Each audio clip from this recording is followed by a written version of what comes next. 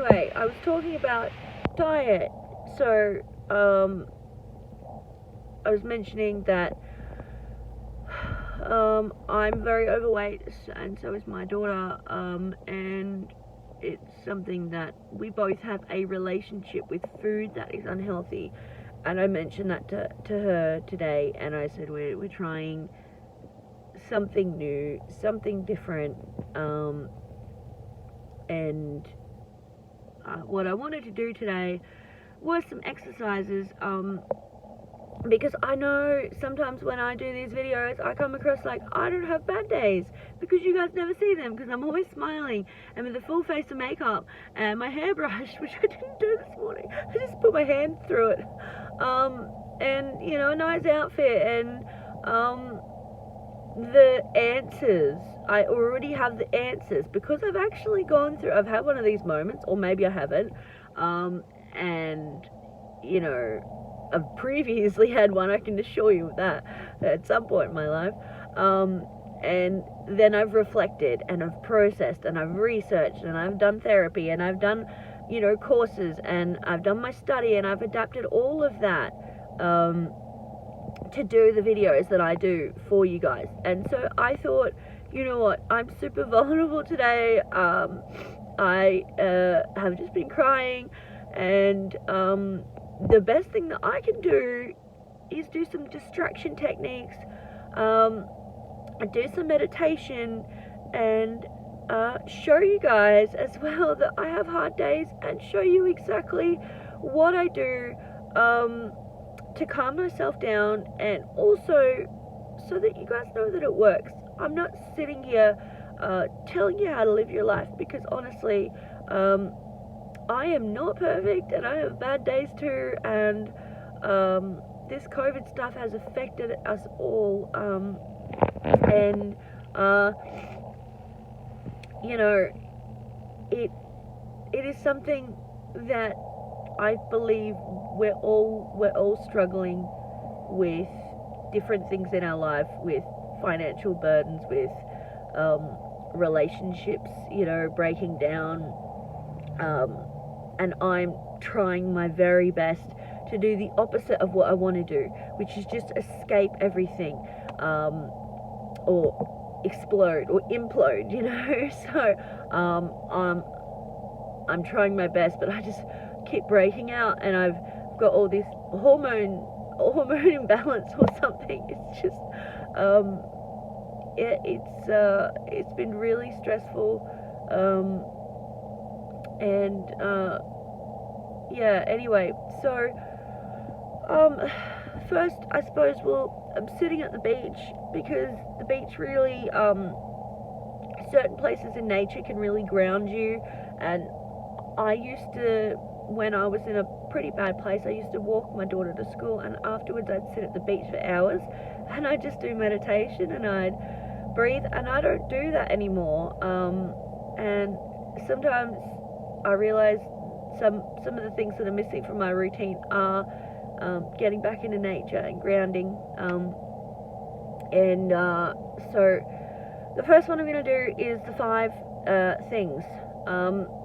So what can you hear? At the moment, I can hear the sound of my car rumbling. What can you see? Well, if I look in front of me, I can see cars driving past, probably busy people on their way to do some important thing with their own stresses and their own problems. There's a good-looking lady walking past, doing a daily exercise. There is someone having a leisurely time on a canoe, maybe a canoe. You know, maybe they really just needed a bit of a break, just like me, and they're sitting on the water. I can see that there are tracks in the sand, tracks from a trailer that was probably leveling the sand to make it really pretty for us. Something that maybe people who live near a beach don't actually appreciate the fact that there is a lot of effort that goes into making sure our sand doesn't disappear. It gets shipped back in, and then a trailer just like, you know, drives over it every day to make sure it's solid and the tides don't just take it all away. And I can see different colors in the water.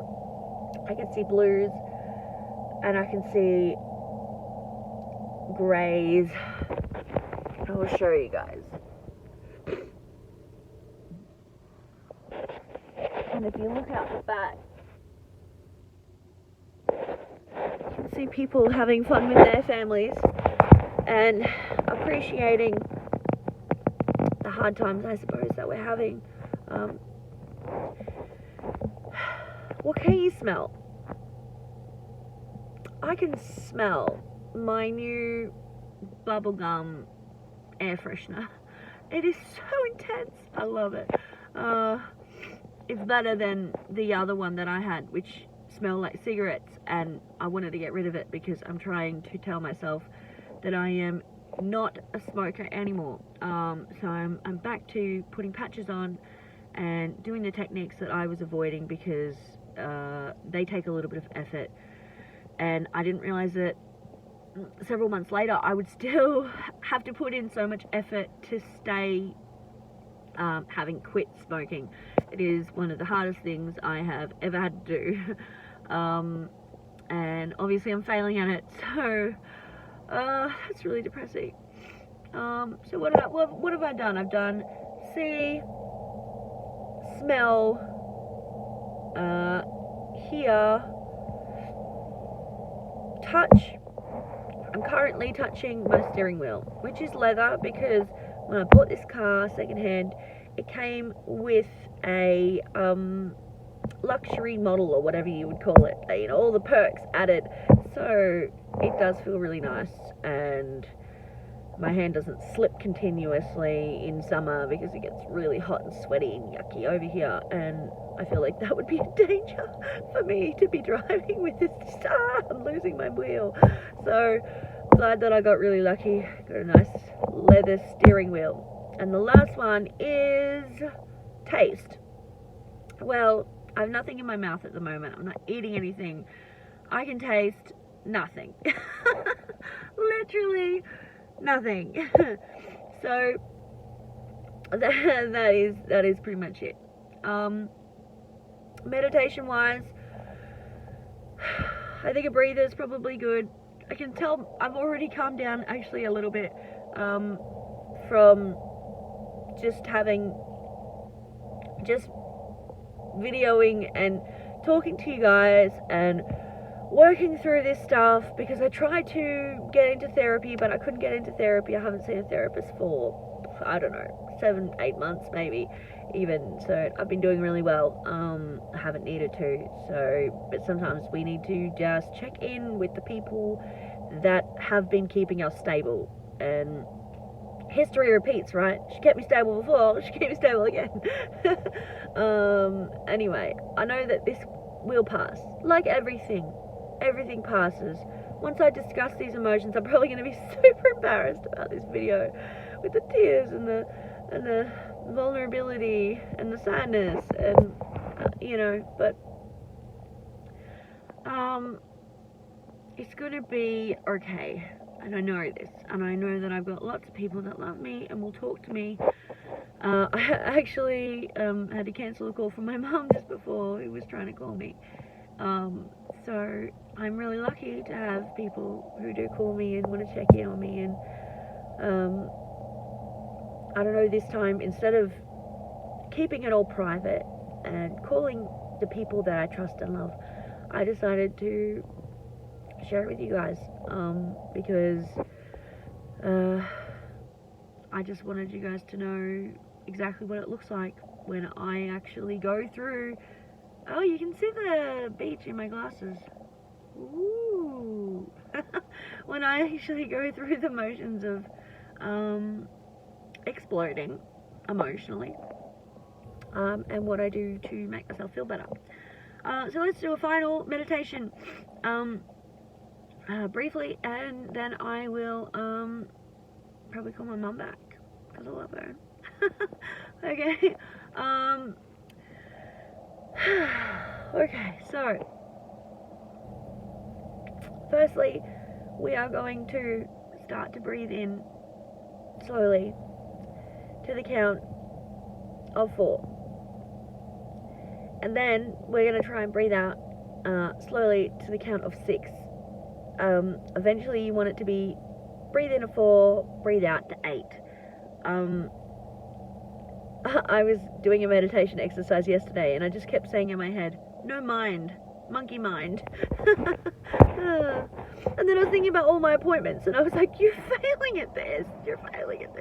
And I know I shouldn't use words like failing, because failure, failing, they're all attached to my own limiting core beliefs. Or schemas, whichever word you want to use. Internal code, you know. we've all got different ideas on what feels more comfortable for us to use, but the ideas and the beliefs and the things that negative, you know, scripts that I have fed myself over the years is that I'm gonna fail, so why try, right? Which is really sad, and I have been working very hard on trying to appreciate my successes and not beat myself up so much when I make mistakes. And not being so critical on other people too, because I used to be very like black and white, like I hated myself when I made mistakes. So when other people made mistakes, I'd get really angry at them, like, how could you do that, you know? And it's not a very nice thing to be that way, and it's not great for the other person either, because I mean, everybody knows when we make a mistake, we feel like absolute crap anyway. We really don't need other people telling us why we're crap at that time. Nobody should be telling you you're crap anyway. But yeah, especially ourselves, because honestly, it doesn't matter what happens on the outside world. If we're continuously saying you're a failure, you're worthless, you're crap, well, it doesn't. Nothing is going to change that except us. Like, it has to start with us. So, okay, let's start this meditation exercise.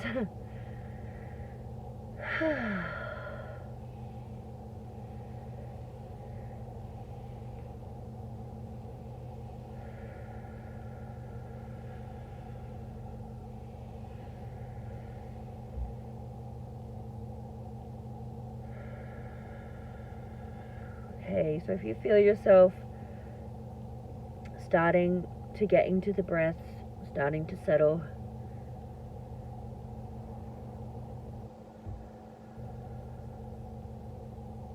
you feel your body starting to center,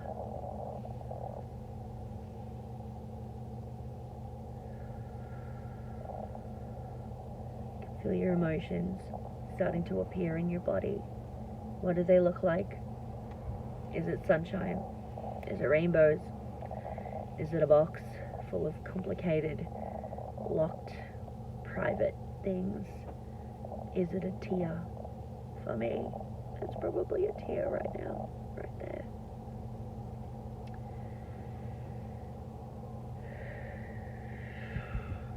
This is so much effort right now for me, but once I do the breathing, then it's becoming less and less effort, and my body is becoming centered.